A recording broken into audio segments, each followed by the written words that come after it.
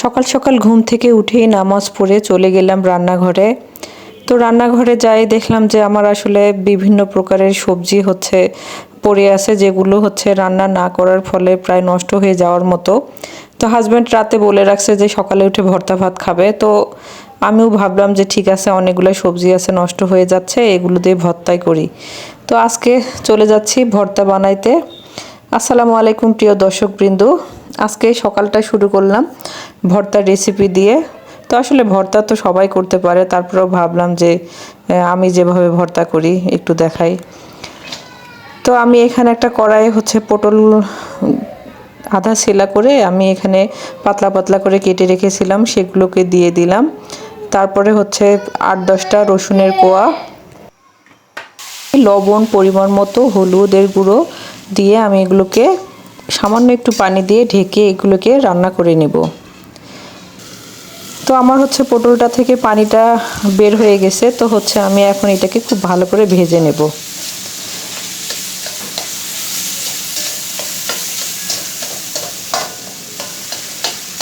তো আমার পটলগুলো প্রায় ভাজা হয়ে গেছে, এগুলোকে আমি আর একটু ভাজা ভাজা করে নিচ্ছি। তো আমার পটলগুলো হয়ে গেছে, আমি এগুলোকে এখন উঠিয়ে নিব।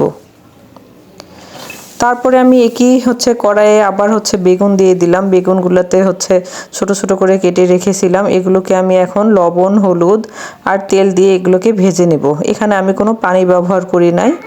আর 8-10টা এখানে রসুনের কোয়া আর 2টা পেঁয়াজ এখানে কুচি করে রেখেছিলাম, সেগুলো দিয়ে দিলাম। তো পটলে আমি একটু পানি দিয়েছিলাম, কিন্তু আসলে বেগুনে পানি দেওয়া যাবে না, পানি দিলে এটা টেস্ট আলাদা হয়ে যাবে। তো আমি তেল দিয়ে এটাকে ভেজে নেব। তো আমি একটু দেখতেছিলাম যে আমার বেগুনটা সিদ্ধ হয়েছে কিনা। তো দেখি যে না, আর একটু সিদ্ধ হইলে ভালো হবে। তো আর একটু ঢেকে রেখে দিলাম। এই তো 5 মিনিট পরে আমার বেগুনটাও সিদ্ধ হয়ে গেছে। এটাকে আর একটু নাড়াচাড়া করে আমি এটাকেও নামিয়ে নিব।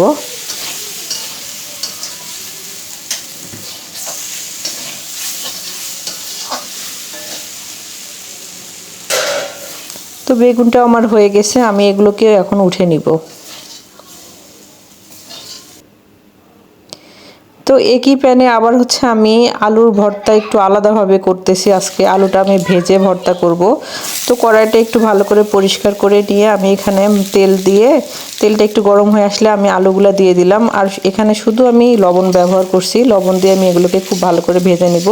আর এখানে আমি 8-10টা রসুনের কোয়া ব্যবহার করছি। তো আলুগুলা ঢেকে আমি ভাজি করব, যাতে আলুগুলো একটু প্রপারলি সিদ্ধ হয়ে যায়। তো আমার সবগুলা ভাজা হয়ে গেছে, আমি এখন ভর্তা করে নিব। তো এখানে আমি আগে থেকে ঝাল ভেজে গুঁড়া করে রেখে দেই, যাতে হঠাৎ করে ভর্তা খেতে চাইলে ঝালের আর ঝামেলা হয় না। তো এখানে আমি একটু বেশি পরিমাণে পেঁয়াজ দিয়ে, একটু ঝাল দিয়ে, লবণ দিয়ে, একটু তেল, সরিষার তেল দিয়ে সবগুলাকে একসঙ্গে মেখে নিব।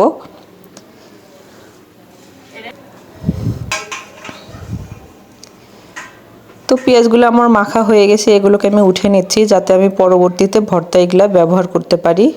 তো প্রথমে আমি বেগুনটা ভর্তা করে নিচ্ছি।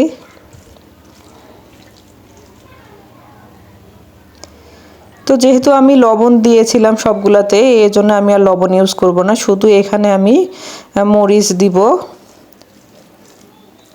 আর আগে থেকে যে পেঁয়াজ আর ঝালের যে ভর্তাটা করে রেখেছিলাম সেগুলো দিয়ে দিলাম। তো আমার বেগুন ভর্তাটা হয়ে গেছে, আমি এটাকে উঠিয়ে নিচ্ছি।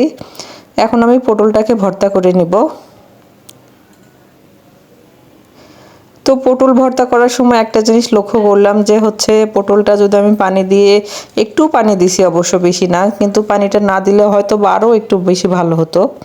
তা আপনারা যখন কোনো দিন যদি এভাবে ভর্তা করেন, তো পটলে পানি দিবেন না, তেল দিয়ে আপনারা ভেজে নেবেন। তারপরে এটাকেও আমি পেঁয়াজ মরিচের যে ভর্তাটা করে রেখেছিলাম ওখান থেকে একটু দিয়ে এটাকে উঠিয়ে নিব।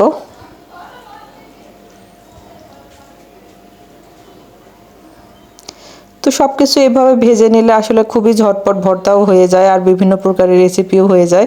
আমি সাধারণত বেশিরভাগ বাদাম ভর্তা, টাকি মাছের ভর্তা এইসব রেগুলার করি। তো এই জন্য ভাবলাম যে আজকে একটু অন্যরকম ভর্তা করি। তারপরে আমার এই সবজিগুলোও নষ্ট হয়ে যাচ্ছিল, এগুলোও কাজে লাগবে। তো তো এই সেমভাবে আমি আলুর ভর্তাতে শুধু আমি শুকনা ঝালের যে গুঁড়োটা ছিল সেগুলো দিয়ে দিচ্ছি।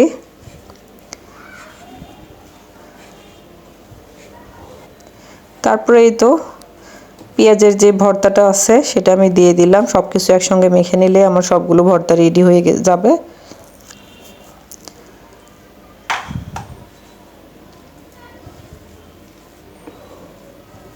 তো আমার আলু ভর্তাটাও হয়ে গেছে। আমি আসলে রান্না বিভিন্নভাবে করতে পছন্দ করি।